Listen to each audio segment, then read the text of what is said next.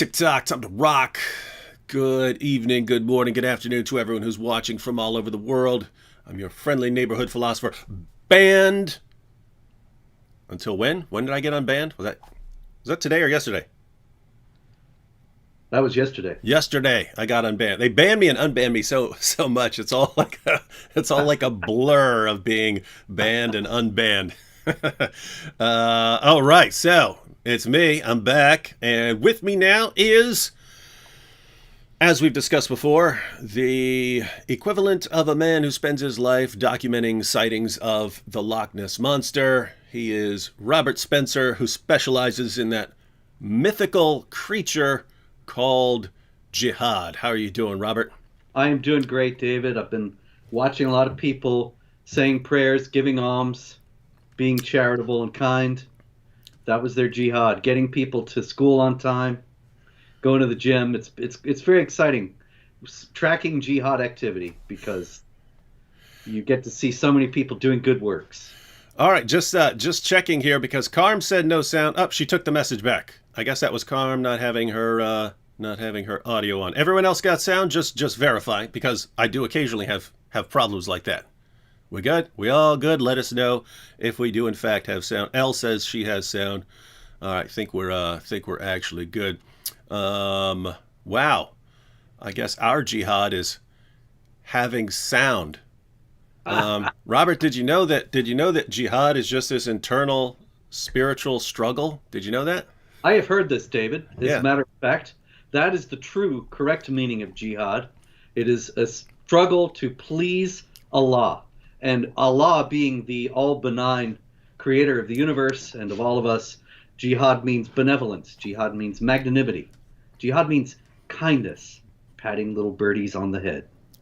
And yeah, so we've brought up many times here. We have the That's My Jihad campaign that was popular just a few years ago, where Muslim organizations were posting this on like the sides of buses. So if you don't actually know what jihad is, they're explaining to you what jihad is, and it's just this struggle to really get things done. It's a struggle to go to the gym. It's a struggle to hang out with your friends and stuff like that. It's a struggle to get your kids up in the morning. Everything is your own jihad because it is jihad means struggle. So they're saying that's my jihad, and so with that said, I ate fish a couple times this week, and it's like vegetables in that I don't like. I mean, I could deal with fish if it's fried, like fried catfish or something like that. Catfish fried in peanut oil, I'll tear it up. But yeah, regular healthy fish. I'm not a fan, but as you get older, you're supposed to start eating. Well, you're supposed to eat the stuff when you're younger, but then you get older and they tell you really have to start eating this stuff. So anyway, I've eaten fish a couple times this week. Anyway, that's my jihad. What's yours? Well, David, I've got a new book coming out, and so I'm starting the jihad of trying to get the word out about the new book. And that is, of course, always a struggle or jihad. And the book, of course, as you know, is called The Critical Quran.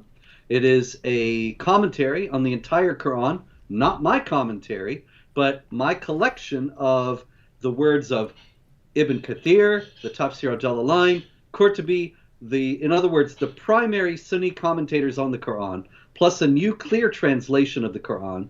As you well know, of course, all too many translations of the Quran into English obfuscate rather than clarify the meanings of the passages, quite intentionally.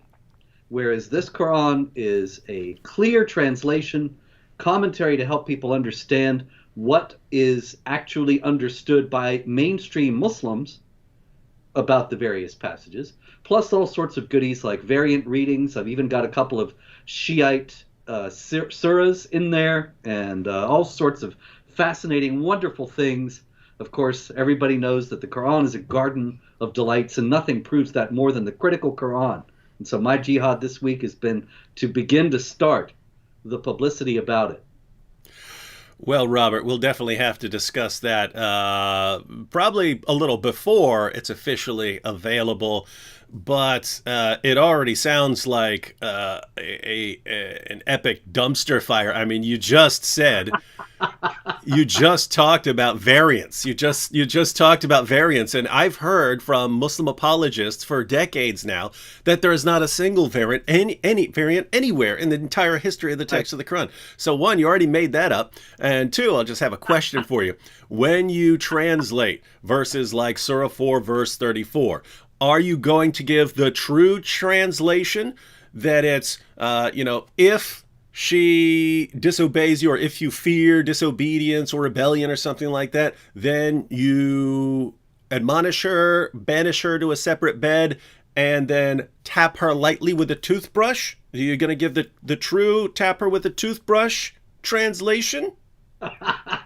David, it's interesting you to say that about 434 in particular, because for that verse, I provide 20 different translations, all done by Muslims, to show that beat her is actually the primary way that native speakers of Arabic who are scholars of Islam and the Quran have understood the passage. Well, now I'm confused, because all the apologists and da'is are saying one thing, and then people who actually read it in the Arabic are concluding something very, very different. All right. Well, yeah, we'll definitely have to check that out, and I'll point out all the many, many, many other flaws in it that are totally going against what the Dawagandists say. And we know we can always trust what the Dawagandists say. But we didn't get a show last week because I was banned once again. And hang on, a little note. People keep posting. Infidel here says, David, consider moving to Rumble. No can do. Rumble actually has worse policy. I was on Rumble for a while. I was only on there for a couple months, but then Rumble has worse policies than YouTube. Rumble is bigger on shadow banning and so on, and on terminating stuff without warning, no appeal, than YouTube. Notice I still keep getting back on YouTube no matter how many times they ban me, because they do have this appeals process, and then you could even complain about their appeals. Rumble just bans you, and too bad. That's it. That's what they do. So, I think Dr. Bill Warner was banned from Rumble unceremoniously without explanation, and that just corroborates what you're saying about it. It's a shame that there's no reliable platform to talk about these issues honestly. But yeah, and see on Rumble, I think what people hear is like, you're free to talk about, that disease that we're not allowed to mention or something like that. You're allowed to discuss that stuff more freely. But then they call themselves the free speech alternative. When you're talking about Bill Warner getting his channel terminated. Getting Rumble. Yeah, and then spinning remixes. I mean, this is a guy who just takes someone when they say something stupid and he remixes it into a song.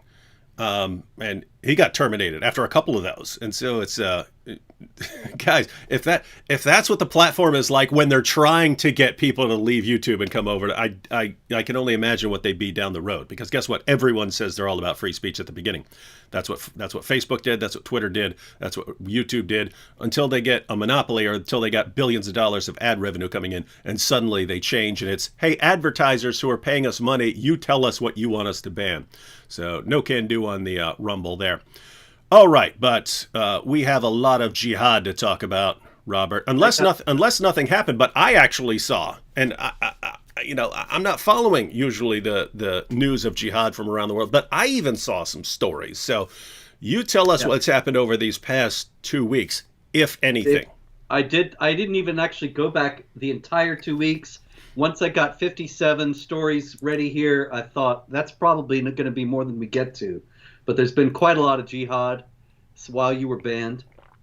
And yeah, see, that's the thing. YouTube stops me, but the jihad don't stop.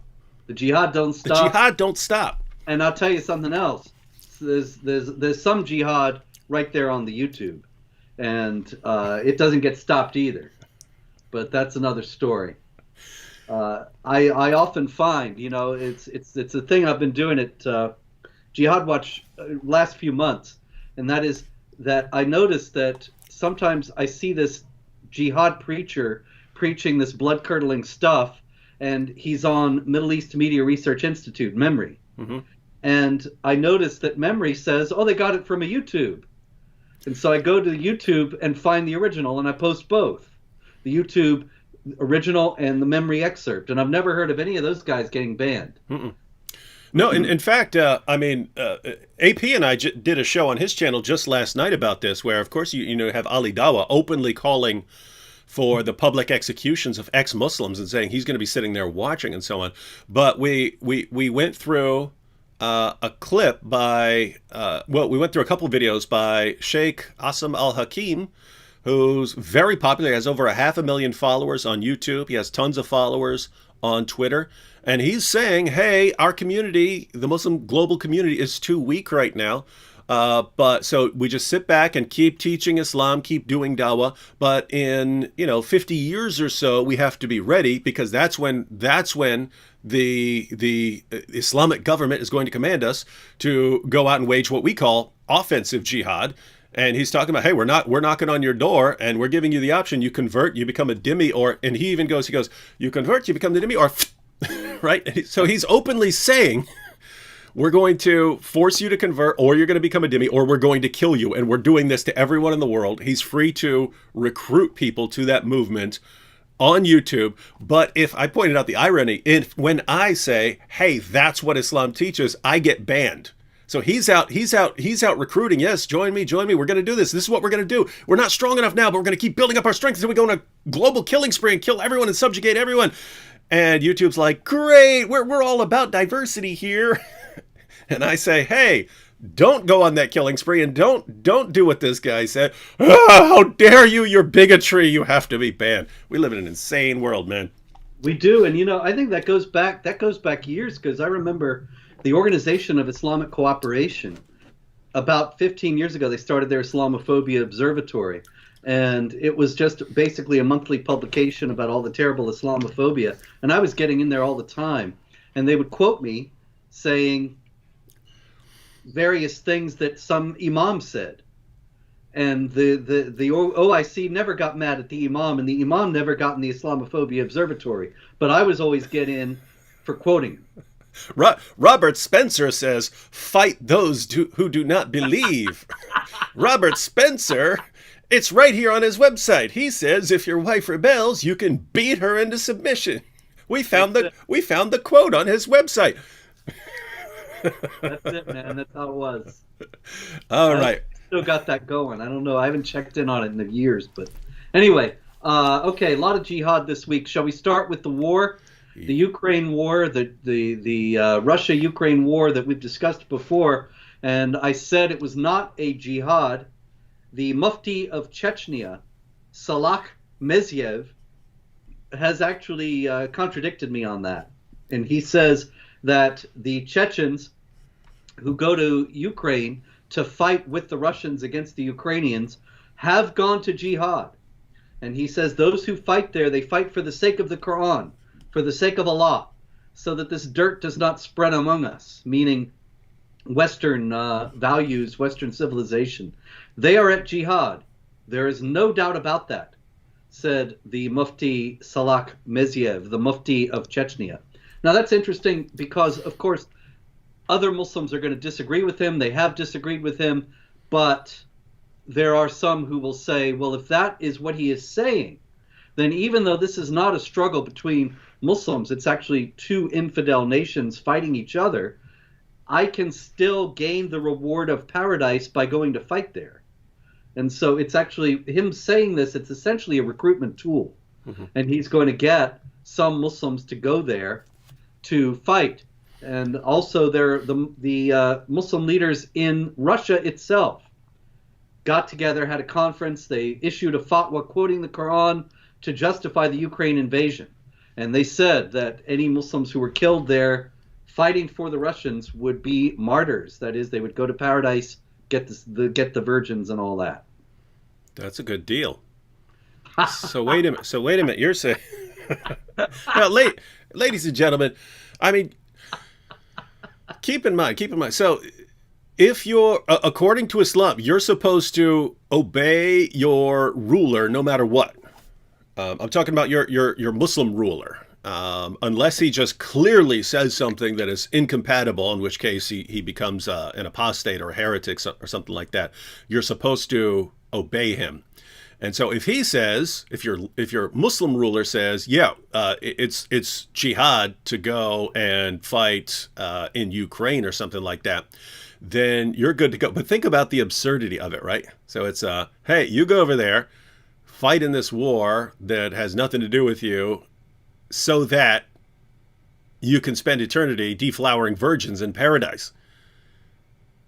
I mean, do you really not understand how insane that sounds? That was the offer that Muhammad made to his followers. Hey, you fight for me, do what I say, do exactly what I say, don't back down, and Allah guarantees you that you'll spend eternity deflowering virgins in paradise. And they go, what? Deflowering virgins for eternity? Oh my goodness, how are we going to do it? He says, don't worry, Allah will give you a miraculous erection that never your penis will never go limp. Allah will give you a miraculously turbocharged penis so that you can spend all day, every day, deflowering virgins. They go, whoa, okay, let's go, Allahu Akbar, charge! Guys, when someone comes at you with something like that, you need to be like, wait a minute, something sounds a little off with this one. All right. But anyway, it's working. I have video posted at Jihad Watch of Chechen jihadis screaming Allahu Akbar as they are setting off rockets in Ukraine, firing at apartment buildings and so on. So that's Chechnya and Ukraine and Russia. That's their jihad. That's their jihad. In France, an Islamic State plot to assassinate Emmanuel Macron was uncovered. And that is just part of all the ongoing jihad activity that we have in France. Let's see what else we have these last 2 weeks. Oh, this was an interesting story. This is a little bit tangential, but not too much. This woman from Algeria living in France, she was convicted of racism, which is apparently an actual crime in France. And she said all these very rude things to some black people. And what is noteworthy about this is that she was convicted under hate speech laws. And as she was being escorted to prison, she shouted out, "I am outraged. I am Algerian, and you have judged me like a French woman." Shame on them. And of course, there's several levels to this. It's a very interesting statement. One is that she considers herself superior to the French women. And where'd she get that idea? Well, maybe, David, from chapter 3, verse 110 of the Quran, which says, "You are the best of people on the earth." And the unbelievers, of course, in chapter 98, verse 6, are the most vile of created beings. And so she's one of the best of people. She's being treated like the most vile of created beings. But also, I think she shows an awareness that hate speech laws and all that are really designed to combat criticism of Islam and to silence people like you and me. They're not really for actual people who speak actual hate speech, such as this woman with all her racist statements. That's not for whom the laws were intended. And so she's outraged that the laws were applied against her. Also in France, another mosque was shut down for 6 months for preaching jihad. And here again, I just don't think that's going to work. In 6 months plus 1 day, that mosque will reopen. And what is it going to do? Preach flowers and sunshine? It's going to preach what it preached before, because what it preached before was based on Islam. Also in France, a Muslim screaming Allahu Akbar attacked 2 transgender people with a knife. When the police arrived, he said, "Shoot me. I want to die as a martyr. I want to go to paradise." And we were just discussing why he wants to go to paradise in connection with the Chechens fighting in Ukraine for Russia. He wants to enjoy the virgins forever. Next door in Germany, quite a lot of jihad activity lately. We have an interesting story about Abdalrahman A. They never give the last name of these guys. So nice. Yeah. Maybe it's Adolf, and that's why they want to do it. In any case, he stabbed 3 people, this fellow, Abdalrahman, on a passenger train in November. and it was immediately reported that was mentally ill, which is, of course, something we hear often in connection with jihad attacks. However, in a strange plot twist that is quite unusual in this line, German authorities have actually admitted that this fellow is a jihadi and not mentally ill at all, as was originally reported. I guess that's progress in a way. If they're finally, after all these years, reporting that there are some people who actually just kill because that's what their ideology tells them to do. That's certainly true. That's what they've not wanted to admit all these years, and that's why they say so many of these guys are mentally ill. Another case, actually, just from today in Germany, another Muslim migrant stabbed 3 random men with a knife. And this was in Mainz in Germany. And the police announced that they were investigating to try to discover the motive. Because, of course, for them, jihad is everything that we were talking about before. Losing weight, getting to church on time, whatever. Has nothing to do with violence, nothing to do with believers fighting unbelievers. And so the idea that jihad might have something to do with this fellow's motive just doesn't enter into their thinking. Mm-hmm. Strange stuff. A related story about that, another Muslim who stabbed people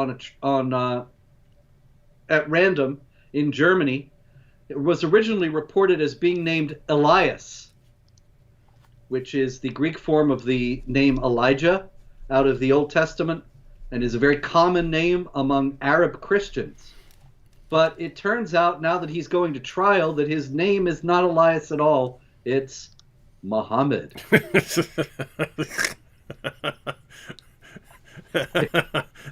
That's just funny stuff. All right, guys.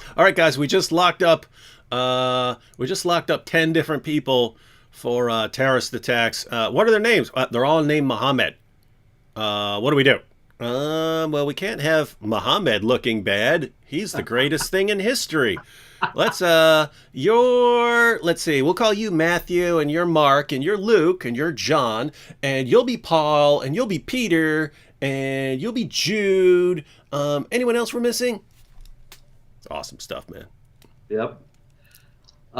Several stories out of Germany also in connection with the Ukraine-Russia conflict, and that is in several places where Ukrainian refugees are being held. There have been several very unfortunate incidents. In Dusseldorf, a Muslim migrant raped a Ukrainian woman in an accommodation for Ukrainian refugees. In another one, a group of Muslim migrant students tried to rape fleeing Ukrainian women whom they referred to as Christian sluts. In another one, a group of Arab Muslim migrants tried to break down the door of a place where Ukrainian women were staying, and then Somali Muslim migrants in the same place tried the same thing. Now, all these sexual assault and rape cases and attempted rape cases go back, of course, to the idea that is enshrined in chapter 33, verse 59 of the Quran, that a woman who should cover herself so that she's not molested, with the unspoken corollary that if she is not covered, she may lawfully be molested. And of course, then the captives of the right hand being able to be taken for sexual use, as in chapter 4, verse 24 of the Quran, and so many others. And so it comes as no surprise that a recent survey found in Germany that most of the sex offenders are from Turkey, Afghanistan, and Syria. Now, of course, the report did not mention the golden thread that might tie together Turks, Afghans, and Syrians. Yeah, what could that be? I can't even think of one. Possibly be. But of course, nobody discusses the fact that these behaviors are actually sanctioned and approved in the Quran, and that's why you have this kind of behavior. When people think something is morally acceptable, they're not going to hesitate to do it. Yeah, I mean, I'm looking. Turkey, Afghanistan, and Syria. I'm trying to think what the common thread is, but I'm looking. There's not even a letter in their names where they all have the same letter in their name. in Yeah, all three names. So I can't figure out what the common thread could be. Anyway, it was one of life's great mysteries. maybe they all have blonde hair. I don't know. It's got to be something. Something. We'll figure it out one day. Meanwhile, in Saudi Arabia, our friend Raif Badawi, who, of course, is internationally famous, imprisoned for 10 years for violating so-called Islamic values. He has been freed, but he's still banned from leaving the country. And from using social media. How messed up is that? So he is still stuck in Saudi Arabia. We can hope that eventually he'll be able to get out. You know what? What's messed up, Robert? Yeah. I just thought to myself, wow, this guy, he just spent all these years in prison. He was lashed. He avoided the penalty for apostasy, which is death, just by saying the Shahada. I said, hey, I'm still a Muslim. I'm still a Muslim. I just, I've criticized a few things here and there. And so he spends all these years in prison. His family had already fled to Canada, and you think finally he's out. Cool, he could go be united with his family, and we'll get to hear from this guy. We'll get to hear what he went through, and this guy's probably just going to be going off on the people who did all this stuff to him, lashed him, and so on. And then you find out he's not allowed to leave for 10 years and not allowed to post anything on social media. So he's totally silenced. But as soon as I thought that in my head, they've silenced him on social media. What barbarians? And then I just thought, wait, that's what they do to me every day, right? Yeah. And they do it here in the United States. They constantly ban me from social media. Like, it's constant. It's endless. So I've said it before, maybe we're not as different from Saudi Arabia as we like to think over here. Oh, I think that's absolutely true, because another related story out of Saudi Arabia that also got international attention is that they executed 81 people in one day for various crimes, including deviant beliefs. Now, of course, in the United States, you're not executed for deviant beliefs, but you are silenced, as you have noted, on social media for beliefs that go against what YouTube thinks you ought to believe. And of course, I'm heavily shadow banned on Twitter, same thing, and various other places, because I don't say what the powers think are correct beliefs. In Saudi Arabia, in that 81, it's interesting to note that 81 people were executed, and the Crown Prince, he has been criticized harshly for this because he was supposed to be reforming the country's very strict adherence to Sharia. And he said, look, it's clear teaching in the Quran that you can put people to death. And so once again, we have a Muslim testifying that there is warrant for this kind of behavior in the Quran itself, when in the West we only hear that the Quran is entirely benign. One of the, actually two of the people who were executed among these 81 were two brothers who killed their mother. And it's interesting to note that they killed her because she tried to stop them from joining ISIS. Now, that, I thought, that is worth noting, because we have pointed this out in previous shows, David, that if somebody is disobeying what a Muslim perceives to be the settled law of Allah, then they have made themselves an unbeliever and can be executed. Mm-hmm. And so you have, in this case, the woman says to her sons, don't join ISIS. They believe ISIS is the caliphate, the true political group that every Muslim should belong to. Consequently, she set herself against Islam. She's an enemy of Allah and has to be killed. Yeah, it is. Weird. Oh, I'm getting an echo now. Check. Okay, it stopped. Yeah, it is. It is weird how everyone who actually reads the Quran misunderstands it, and the only people who really understand it are people who don't read it and just listen to what politicians and journalists say. That is, there's never been a book like that. It is truly amazing. But I'd have to say, I mean, according to Islam, they're right. If she's standing against and pitting herself against the Islamic State, then she's the one who's in trouble. And wild stuff. Similar story out of Pakistan. an 18-year-old girl named, sorry, let me get her name here, Pooja Kumari. She was murdered. She's a Hindu. She was a Hindu girl, and a Muslim named Wahid Buxlashari tried to kidnap her, forcibly convert her to Islam, and marry her. And when she resisted, he murdered her. And this, of course, comes from the Quran, chapter 2, verse 221. Do not marry polytheistic women until they believe. So this Wahid Buxlashari did not think he could marry Pooja Kumari until she converted to Islam. When she resisted, she also was making herself into an enemy of Allah, and hence was lawfully to be killed, because any reasonable person would not resist being forced to convert to Islam, because all of us know in our heart of hearts that Islam is really true. This is the actual understanding that many Muslims have of non-Muslims, that we all know that it's true, but perversely refuse to accept it for reasons of personal gain.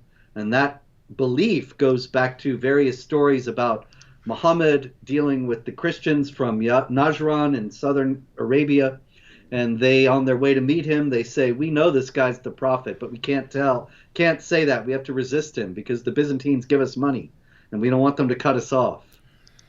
And here's what's really disturbing about the story of that Hindu woman, that if he had been successful, taken her somewhere, she would have been tortured into signing something saying that she had willingly converted to Islam. And then when anyone goes looking for her or anyone tries to intervene to investigate, it would be, nope, she signed something here saying that she has converted to Islam, and now no one gets to question what happened. But he didn't get to do it, and so she died. But if he had been successful, then that's the story we would have gotten. She decided to convert and marry this man. Indeed. By the way, ladies and gentlemen, you wonder why we say that? Because we wonder why we're saying that, because it happens all the time in Pakistan. You can walk up to any random woman, Hindu woman, or Hindu girl, Christian woman, Christian girl. If you can successfully kidnap her, you take her, marry her off to some guy, and beat her until she signs something, and it's case closed. Mm-hmm. Absolutely. It happens so often. And then we've seen courts in Pakistan say, look, we have the document, and here she is. She says the document's authentic. She's converted of her own free will. Case closed. End of story. All right. More out of Pakistan. Oh, here it is. Recently, the federal minister for civil aviation, Khwaja Sarwar, he was addressing a public rally, and he said that he would like to become a suicide bomber to kill the enemies of Pakistan and Islam. Now, this is kind of unusual because usually, I mean, you look at the video, this is a guy probably in his 60s, not your average demographic for a suicide bomber, but of course, he knows that it's in the Quran that Allah promises paradise to those who kill and are killed. That's chapter 9, verse 111. So whether or not he actually becomes a suicide bomber or not, and I'm betting not, nonetheless, he knows that this kind of thing plays to the audience that he wants to appeal to.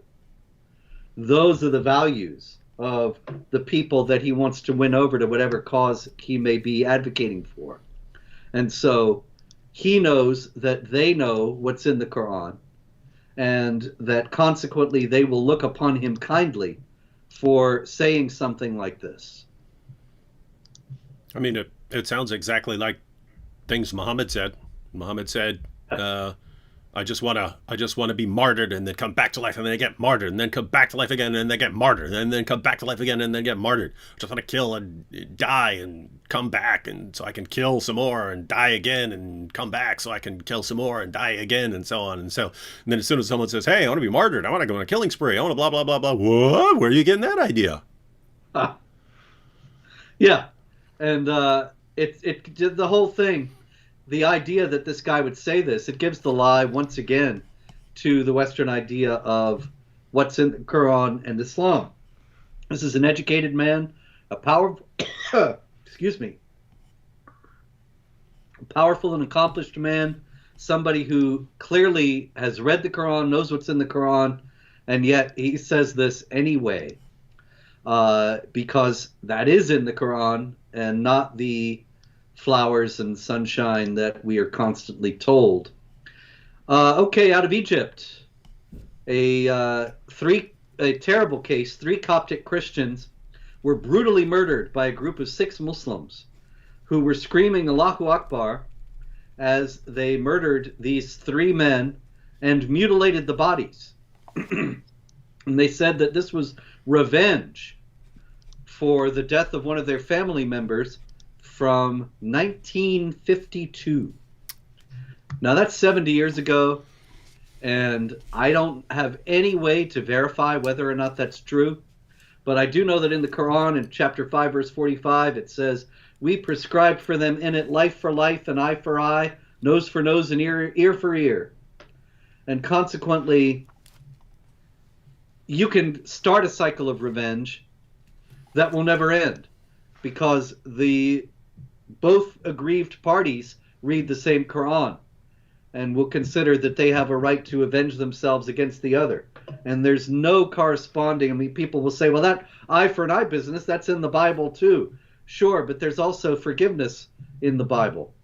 And while this passage in the Quran says whoever forgoes it, it will be expiation for him, that's a voluntary thing.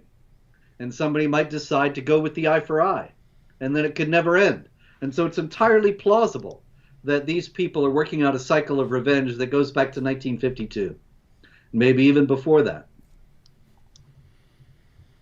Wow. Okay, a lot of stories out of India and the subcontinent in general. Did you Yes, sir. did you see the Kashmir Files?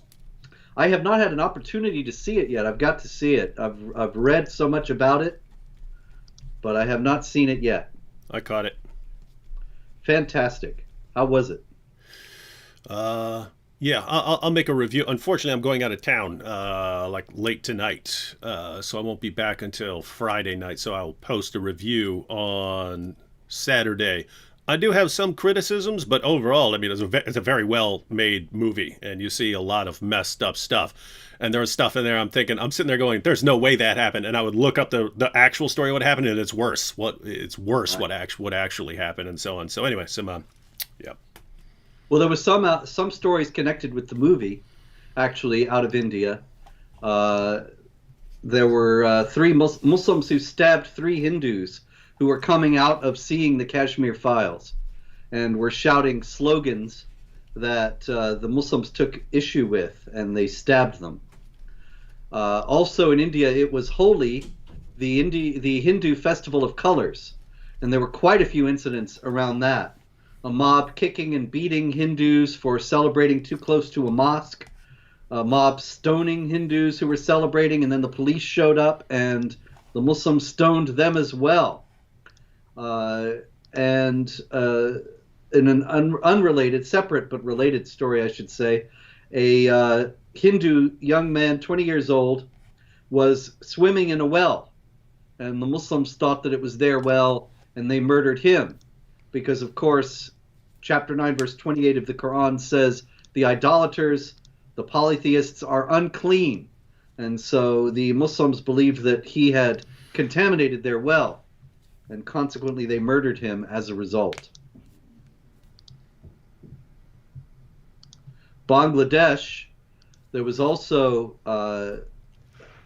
an attack on a Hindu temple, which was robbed and ransacked by a mob screaming Allahu Akbar just before Holi began. And a Hindu in Bangladesh was arrested for criticizing Muhammad. Now, over here, they just close your YouTube channel, but he was arrested, and then a mob formed demanding exemplary punishment of him because, of course, an example is exactly what they want to do, to frighten people into thinking they cannot and must not say anything critical of Islam, not even close to being critical, because if they do, then they will be not only arrested, but lynched. Connection with that, in Pakistan, there was a film made called I'll Meet You There, starring a famous Pakistani actor, Kavi Khan. And it was made by a filmmaker who wanted to make a film about Islamophobia. And it was banned in Pakistan for presenting a negative image of Muslims. So you have a film that's supposed to be about Islamophobia, and it's banned for presenting a negative image of Muslims. We saw this recently in the United States at the Sundance Film Festival with the banning of the apology, rather, for the film showing of the film Jihad Rehab, because even the idea that any Muslims could be terrorists and would need rehabilitation was just too Islamophobic for the Sundance Film Festival and for its followers. And in Pakistan, this film apparently had some negative portrayals of Muslims or some aspects of Islam, and so even though it was supposed to be attacking Islamophobia, it was banned. Well, that's a swing and a miss there. All right, Nigeria. I'm going fast here because we're running out of time. Always more jihad in Nigeria. 25-year-old man named Sharif Yongo, and he was a Christian on his way home from a convention of the Lutheran Church of Christ in Nigeria, and he was murdered on his way home. Also, Father Joseph Akeke of St. John's Catholic Church in Kaduna City in Nigeria was kidnapped by a group of Muslims, and while he was kidnapped, they murdered a security guard who worked at the church, and abducted also a woman and 2 children. Of course, the abductions are designed to bring ransoms. And unfortunately, I don't know about the Nigerian government, but the Western governments play along with this far too often. And they have paid ransoms to Al-Qaeda and to ISIS for abductions. In Islamic law, it is allowed. It's in Chapter 47, Chapter 8, around 67, and 47.4, various instructions regarding abducting, kidnapping people. And 47.4 says they can be enslaved, killed, freed outright, or ransomed, depending on what is best for the Muslim community. So a lot of Western governments have given very great sums to jihad groups as ransoms. Mm-hmm. And it's never it's disastrous, right? It's once you do it, you pay for it, you get more. You get what you pay for. Yeah. By the way, you just got a greeting from Kaduna, Nigeria. Hello, Kaduna. So we do have viewers in Kaduna, Nigeria. I love you all in Kaduna, Nigeria. Let's go to Canada, David. This is an important story. A man holding an axe and pepper spray went into the mosque. And I heard this one, and what wasn't? Didn't we have Trudeau and Yes. all the other politicians? That dude Ford, that Ford dude, and everyone's there's no place in Canada for this bigotry against Islam, and then I recall some additional details came out. Yes, it was a big Islamophobia case. Canada had a terrible story a few years back of a young man who ran over and killed a Muslim family on the street. And that's a terrible case, obviously. A heinous crime, and the man should be prosecuted to the fullest extent of the law. Mm-hmm. At the same time, it has been made the basis for a massive Islamophobia campaign in Canada. And there are groups that have, I believe, falsely claimed that Canada has some terrible Islamophobia problem, and that's why this happened. Yeah. And it has to be combated. And so they seized upon this incident at the mosque. Trudeau issued a statement. As you said, I strongly condemn this violence, which has no place in Canada. And they were using it as another instance of this terrible Canadian Islamophobia until the perpetrator was arrested, and his name is Mohammed Moise Omar. Huh. That's a Apparently, a member of the mosque who had a beef with some of the people inside.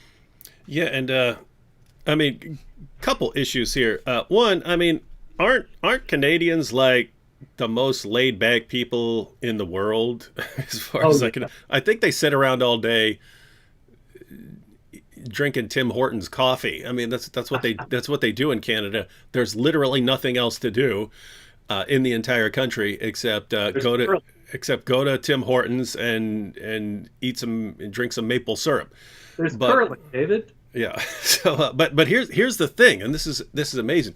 You eventually get some either horribly evil person or some insane nut job or something like that, but just he decides to run down some Muslims, and then it's because of that we've got this national problem that we need to look into and talk about all the time.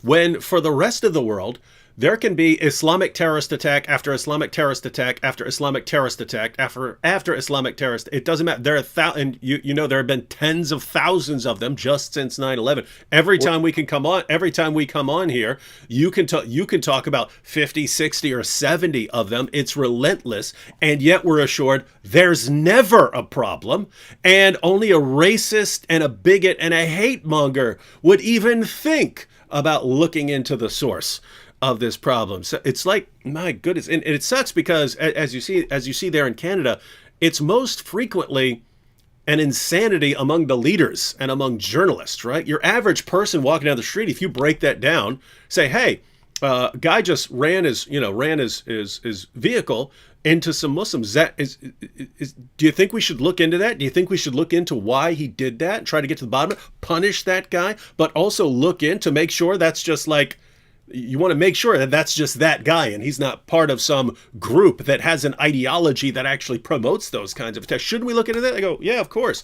And then if you're talking to a regular person and you say, well, hey, if jihadis are all quoting this book and the commands actually sound like they're commanding what these guys are doing, don't you think we should look into that? Your average person says, yeah, of course you should. I mean, it's obvious. I mean, an idiot could understand that. But all the leaders, the politicians, everyone who has a place in the education system, whether in elementary school, whether in college, Hollywood, everyone agrees. Nope, there's something wrong with you if you think there's any problem with jihad.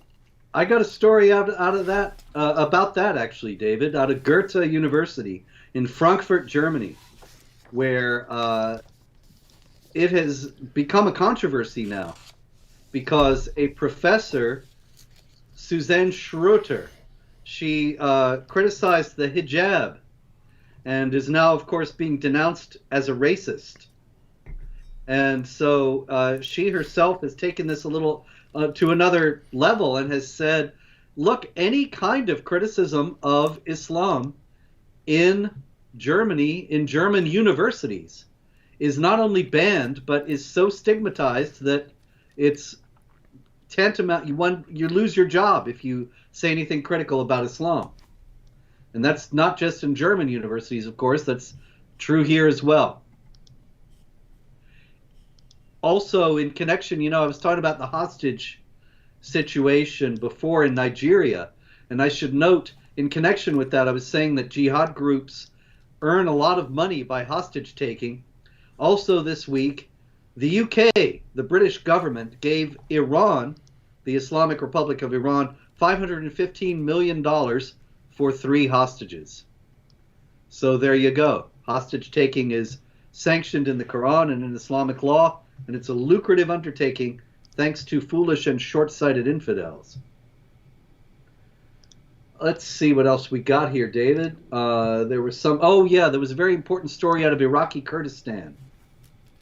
And that was the story of a young woman named Iman Sami Magdid, who was 20 years old, and she was something of a social media presence, and she posted a video of herself singing Christian hymns and announcing that she had converted to Christianity, whereupon she was summarily murdered by her brother and uncle.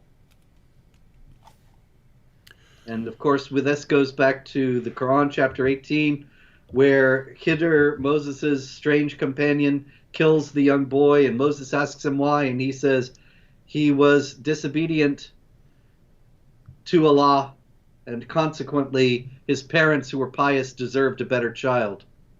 And all the other sanctions for honor killing, as well as the death penalty for apostasy.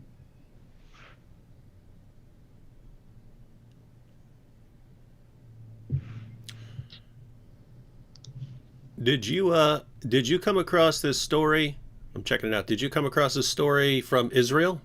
Did you see that one? Yeah, I got several from Israel here. Yeah, which one you? I got. I saw one. I came across one today from a shopping mall. Yeah, the stabbing. I can't find. I have it open here, but I can't find which one it is. Oh, here it is.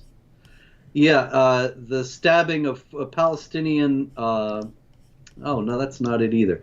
There were so many that. I got this one. This one says Beer Shiva terrorist caught. Yeah, in Beer Shiva. Taught high school in Bedouin town. So this was a high school teacher. Yeah, he stabbed 4 people to death, and actually he ran down some, and then stabbed. He ultimately killed 4 people, and Hamas applauded it. And I have another one from Jerusalem. Same thing, really. A Muslim stabbed 2 cops. Hamas applauded it again, called it a heroic act. I'm just looking at the. I'm just looking at the list here. So Iraq, Canada, Nigeria, Bangladesh, India, France, Germany, Pakistan, Egypt. It's just everywhere. It's like it's every week. It's everywhere. New Zealand. I'll give you one goodness. more, since you're talking about places. In New Zealand, there is a 20-year-old Muslim who openly threatened to kill non-Muslims in the city of Auckland. And he has been ordered to undergo a mental health evaluation because, of course, here again, this is where we came in. Authorities all too often think anybody who wants to go jihad is just crazy. And they don't understand or acknowledge the existence of the jihad imperative. Wow. It is literally everywhere. Everywhere that Islam is, there are plenty of Muslims who don't do anything, but you always end up with jihad one way or another. Indeed. Well, everywhere people believe that Allah rewards violence against unbelievers. And where do they get the idea that Allah rewards violence against unbelievers? Hollywood. It's Quran. Oh, the Quran. Oh, okay, the Quran. Okay, yeah. You're right. You're right. I'm wrong. You're wrong. I mean, you're right. I'm wrong. Yes. So, Muhammad commits violence against unbelievers. The Quran exhorts violence against unbelievers.